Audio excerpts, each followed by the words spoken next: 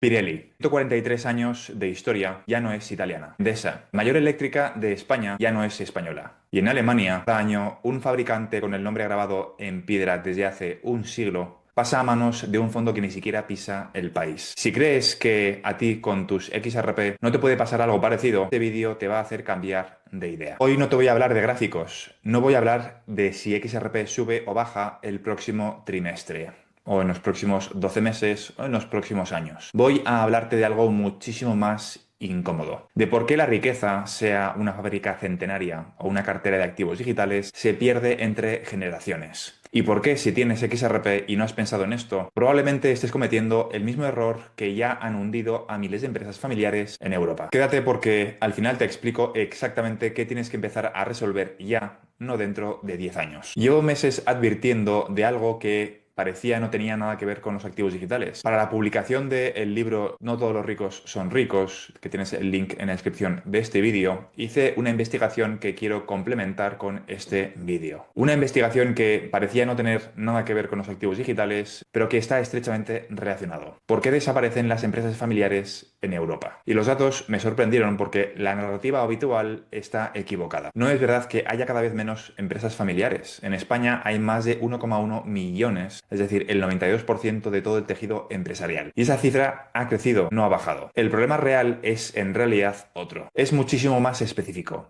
De esas empresas, solamente el 1,2% llega a la tercera generación. Si has leído el libro, sabes a qué me refiero. En Italia, entre el 70 y el 90% ni siquiera supera el primer relevo generacional. Y en Alemania hay 9.600 empresas buscando un sucesor ahora mismo. Y solamente 4.000 personas están dispuestas a asumirlo. Es decir, el negocio no muere por falta de éxito, sino que muere por falta de continuidad con la siguiente generación. Y aquí es donde viene lo interesante. Cuando una de estas empresas no encuentra sucesor, no desaparece, se vende, cambia de manos. Y el comprador cada vez más es el capital extranjero. Te voy a dar 3 ejemplos que seguro que conoces. KUKA, el gigante alemán de robótica industrial, fue comprado por una empresa china en 2016 por 4.500 millones de euros. Pirelli, otra empresa muy conocida, el neumático oficial de la Fórmula 1 durante más de un siglo, está controlado hoy por un grupo estatal chino llamado ChemChina.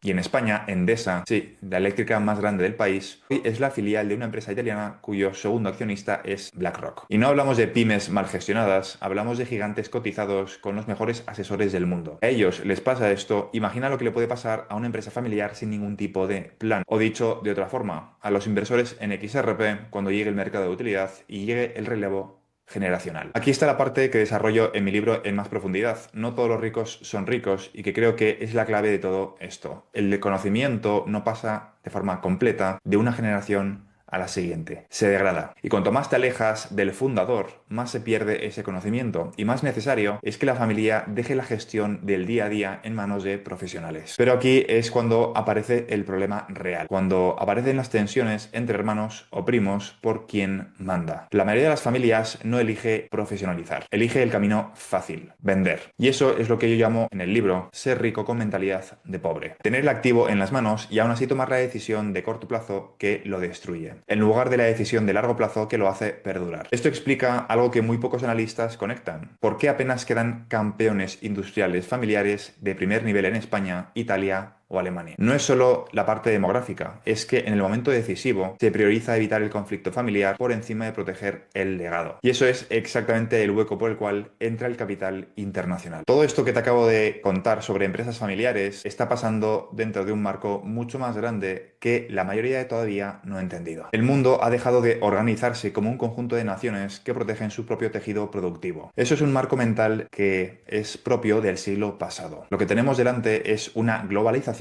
de una escala que todavía no terminamos de comprender. La inteligencia artificial generando valor a una velocidad que ninguna estructura tradicional puede imitar, competir o seguir. Y tecnologías de contabilidad distribuida actuando como el riel natural sobre el que ese valor se mueve entre fronteras. Esta combinación, la IA más DLT, Distributed Ledger Technologies, va a ser el motor económico de las próximas décadas. Y la absorción de la empresa familiar que te he contado no es el fin de la historia, es solo la fase más lenta y más visible de algo muchísimo más amplio. Si el motor va a ser la IA, y el real natural va a ser la contabilidad distribuida, la pregunta que de verdad importa no es cómo frenar esa transición, porque no la vas a frenar. La pregunta real es qué tecnologías ya están operando a escala global que ese nuevo sistema va a exigir. Y ahí es donde entran redes como XRP Ledger, Stellar, XDC y HBAR. Y no me refiero a la recomendación de precio, no hago previsiones de rentabilidad en este canal, te lo digo como tesis de infraestructura, porque son redes diseñadas desde el origen para la liquidación institucional. No solamente eso, sino que también para la financiación del comercio internacional, tokenización de activos, pero a escala transfronteriza. Es el tipo de riel que este nuevo sistema necesita por diseño, no por moda. Pero aquí hay una trampa. Si has llegado hasta aquí pensando, vale, pues meto todo en XRP y ya está todo resuelto, te has perdido la mitad de la lección. Lo que pretendo explicar en este vídeo, que te he contado sobre la empresa familiar que se pierde entre generaciones, le puede pasar y le va a pasar exactamente igual a tu posición en activos digitales. Una primera generación acumula, que es lo que nos toca a nosotros hacer ahora mismo, y si no hay un plan de custodia, si los herederos no tienen una idea de qué es una wallet o una clave privada, o no saben sobre gestión, si no existe una estructura patrimonial pensada para eso, esa riqueza se pierde en el relevo, con impuestos, con asesores que van a dedicarse a rayar tu queso. En este caso, tu queso es tu patrimonio y el rallador son los asesores que giran alrededor de tu patrimonio, de la misma forma que se ha perdido el tejido industrial familiar de media Europa. Y aquí hay una correlación que mucha gente no termina de ver. Y es que por eso hemos visto este ataque tan agresivo al modelo tradicional familiar, porque en realidad, entre otros muchos motivos, porque siempre es multifactorial, lo que se buscaba era atacar al modelo económico familiar tradicional de Europa, la empresa tradicional. Si atacas la familia, en realidad lo que estás haciendo es atacar al tejido industrial, a la base de la economía nacional de cada país. Tener XRP no es suficiente para proteger tu patrimonio. La idea que me gustaría realmente transmitirte es que la base de la sociedad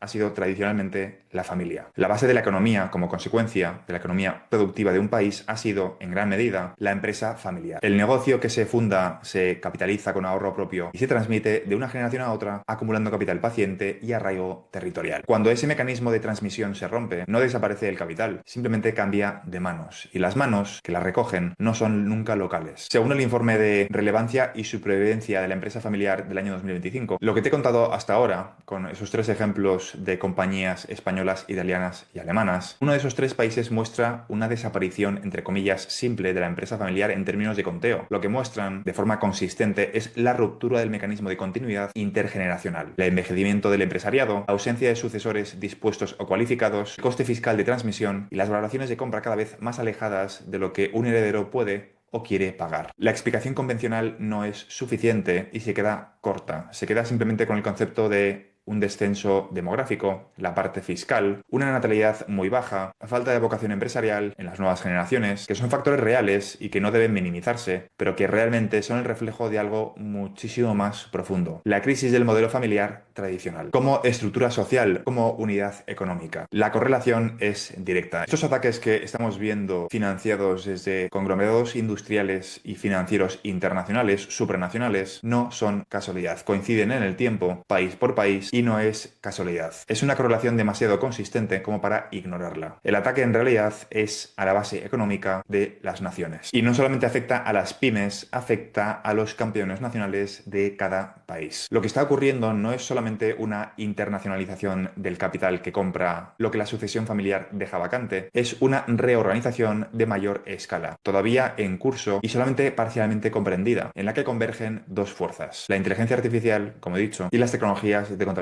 distribuida. Ante este panorama, la tentación natural es plantear resistencia hacia esta dinámica, defender el modelo familiar, que hay que hacer, frenar la concentración, que hay que intentarlo, y legislar contra ella. Es una discusión legítima, pero es ajena a lo que quiero transmitir en este vídeo. La tesis que defiendo en este canal es muchísimo más pragmática. Esta internacionalización agresiva del capital no es un episodio reversible a corto plazo. Es un ciclo económico que nos ha tocado vivir y todo apunta a que la convergencia entre estas dos tecnologías no lo va a frenar nadie, sino que lo que vamos a ver es cómo se acelera. Luchar frontalmente contra esta dinámica de esta escala, con esas fuerzas demográficas, fiscales y tecnológicas detrás, tiene un costo de oportunidad alto y una probabilidad de éxito muy baja para un sector individual o familiar. La pregunta relevante no es cómo detener este ciclo, sino cómo sobrevivir a la transición en una posición distinta a la que hoy ocupa la mayoría del ahorro familiar y de las pymes, family offices y grandes conglomerados industriales nacionales. Puede que no estés de acuerdo con la tecnocracia hacia la que vamos, con la pérdida de las naciones de su soberanía, pero es inevitable. Si el motor económico de las próximas décadas es la IA y su riel natural son las tecnologías de contabilidad distribuida, la oportunidad de posicionamiento no está en resistirse a esa transición, sino en identificar qué tecnologías ya operan a la escala global que van a concentrar todo el capital. Eso va a generar una oleada de riqueza que desconocemos el nivel, el alcance y la extensión de esa riqueza, pero si algo nos ha enseñado lo que he explicado en este vídeo y las últimas décadas con patrimonios muy superiores a las de media un inversor minorista, si algo nos muestra la historia es que el capital familiar desaparece no por falta de éxito empresarial, sino por falta de continuidad, por una ausencia de planificación sucesoria, por herederos sin formación ni interés y por estructuras de protección patrimonial inexistentes o tardías. Los activos digitales no son inmunes a ese mismo fallo estructural. Una primera generación puede acumular una posición relevante en esa nueva infraestructura, pero sin planificación de custodia, sin educación financiera de los herederos y sin una estructura patrimonial adecuada, perderla o dilapidarla en el relevo parece un resultado inevitable, de la misma forma que le ha ocurrido a los grandes campeones nacionales en Europa que no supieron jugar el juego. Repito, no basta con, vale, pues meto todo en XRP, XLM, en XYZ,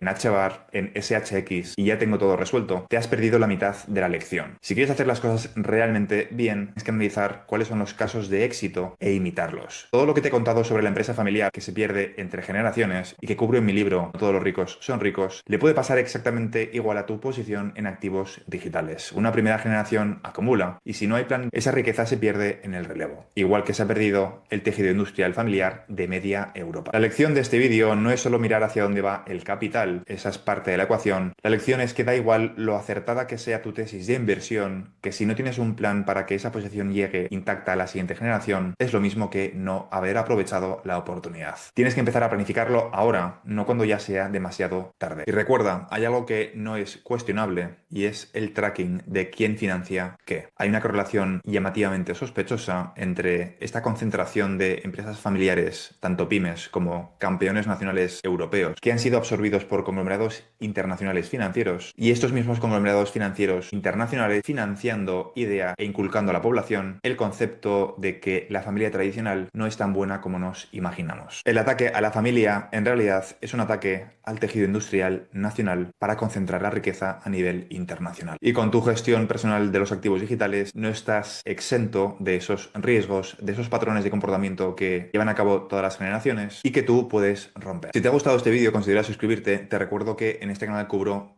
todo lo relacionado con el sector de activos digitales, en concreto la transición controlada de todo el sistema financiero hacia tecnologías de contabilidad distribuida, es decir, XRP, XLM, XDC, SHX, HBAR y un conjunto de activos digitales que van a cumplir una función complementaria en el futuro sistema financiero basado, entre otras muchísimas cosas, en el estándar ISO 20022. Y todo esto englobado dentro de una transición muchísimo más compleja y profunda que consiste en dejar atrás el capitalismo, comenzar una nueva era post-IA, post-trabajo, cuya transición muchos están bautizando como la singularidad económica. Consiste en el desacople del crecimiento del PIB del mercado laboral y todo eso explicado desde el punto de vista de las oportunidades que nos vamos a encontrar en el proceso para los inversores minoristas como tú y como yo en el sector de activos digitales. Esto es todo por ahora y nos vemos en el siguiente vídeo. Un saludo.